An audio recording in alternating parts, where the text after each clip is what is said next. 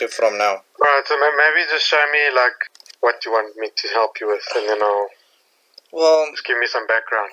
When I go to my website, then it's currently showing this. Alright. Now, this is hosted here with WebOnline. Okay. Are you wanting to completely move the domain to a different... I completely want to move from WebOnline to DigitalOcean. Okay, well normally a domain update takes a few hours to do. You could keep the domain and just pay the domain renewal. So and you could just point the DNS to DigitalOcean. I mean, you could just point the address record to DigitalOcean.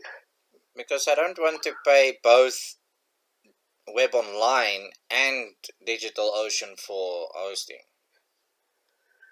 Yeah, well, just cancel your hosting with WebOnline, but your domain renewal is only once a year. Yeah. So they would only bill you once a year for the domain renewal. Like all my domains, I have at domains.co.za, and then they have a nice web interface where I can just point everything to DigitalOcean. Because they're reasonably priced. They charge you $80 a year to renew your domain. That's more or less how much it is. At WebOnline? Yeah, roughly. Yeah, well then you can decide if you keep the domain renewal at WebOnline. Alright, so these are all your different DNS records for your domain currently. Yeah, and I don't know much about really what record type means. Okay, so basically an A stands for an address record, and that points to an IP address. It just means it's name to IP. Okay. A C name is a alias, so it means it points one domain to another domain. Alright. So that they both land up pointing to the same IP address. Okay. So, and then NS stands for name server. You always have to have at least 2 name server records. Okay. And those are the servers that manage basically all of these records.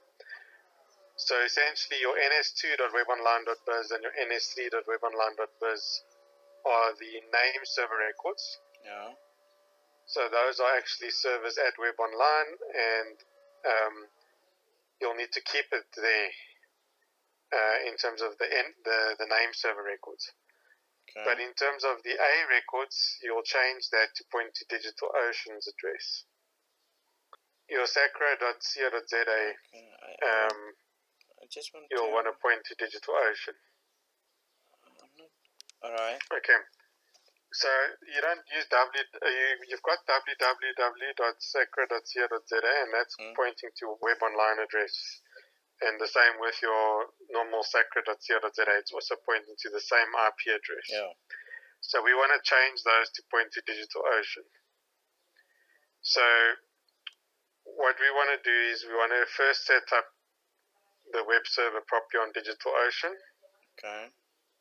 And make sure that it's got, Apache, PHP, whatever you need, and just test that it's working. And then the last thing we do is we change these records to point to the DigitalOcean IP so that it's a smooth changeover.